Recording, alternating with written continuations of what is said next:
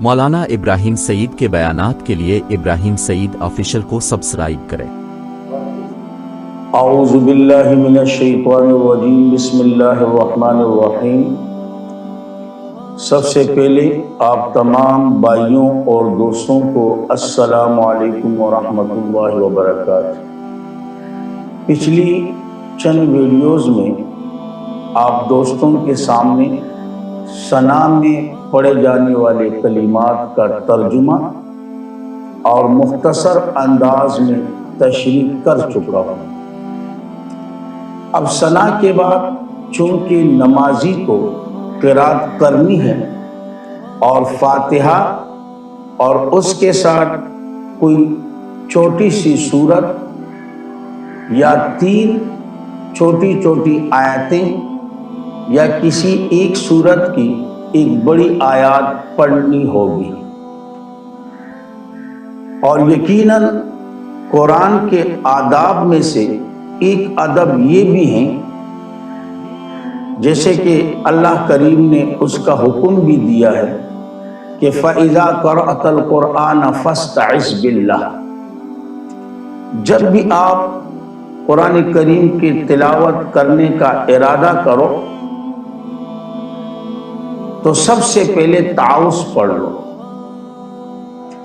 تاکہ شیطانی وسوسوں سے اور شیطان کے دخل اندازی سے آپ محفوظ ہو جائیں، اور اللہ کی ذات کو اپنے اور شیطان کے درمیان ڈال بنا لو، آڑ بنا لو،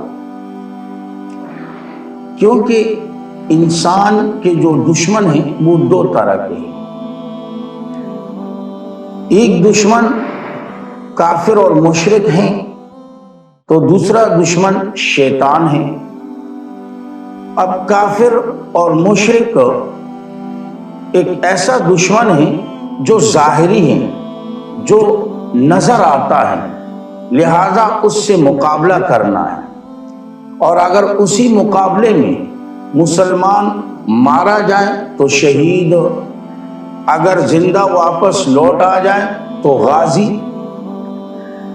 اور اسی طرح اگر فتح ہو یا شکست ہو یا غالب ہو یا مغلوب ہو، ہر حال میں مسلمان کا فائدہ ہی فائدہ ہے، مسلمان کامیاب ہے۔ لیکن دوسرا جو دشمن ہے شیطان، یہ تو نظر نہیں آتا، یہ وار جو کرتا ہے سامنے سے نہیں کرتا، لہذا اب اس سے مقابلہ کرنا مشکل ہے۔ تو اس لیے اب اس کے درمیان اور اپنے درمیان اللہ کے ذات کو ڈھال بنا لو، آڑ بنا لو، اور اللہ کی پناہ میں آ جاؤ۔ اس لیے تو اللہ نے کہا نا کہ جب بھی قرات کرنی ہو تو فاستعذ باللہ، اللہ کی پناہ میں آنا ہے۔ جب میرے پناہ میں آؤ گے تو پھر آرام سے نیک اعمال کرتے رہو، میں آپ کی طرف سے آپ کا دفاع کروں گا۔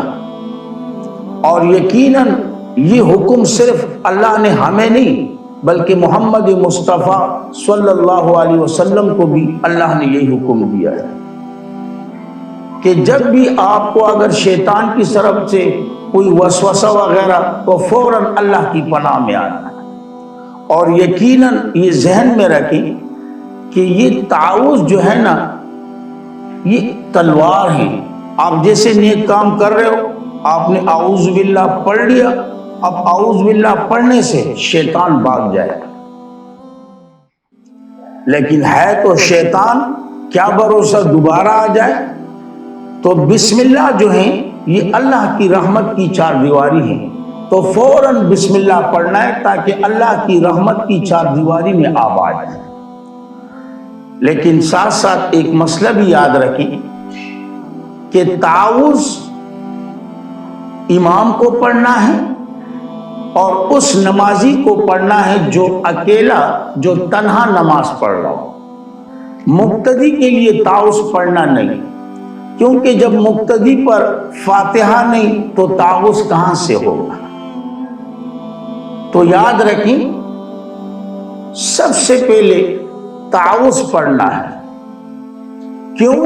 کہ آپ شیطان کے وسوسوں سے اور شیطان کے جو دخل اندازی وغیرہ ہے اس سے آپ محفوظ ہو جائیں. اور قرآن کریم آپ اٹھا کے دیکھیں، سورت اعراف، سورت نساء وغیرہ، سورت انعام وغیرہ، اس میں باقاعدہ شیطان نے اپنی دشمنی کا اعلان بھی کیا ہے اور کھلا چیلنج بھی دیا ہے. تو انشاءاللہ وہ جو دشمنی کا اعلان اور کھلا جو چیلنج انہوں نے دیا ہے اس کے متعلق انشاءاللہ کل کی ویڈیو میں آپ بھائیوں کے سامنے عرض کروں گا. اور ساتھ ساتھ ان شیطان نے انبیاء کرام پر بھی حملہ کیا لیکن اللہ نے ان کو محفوظ رکھا.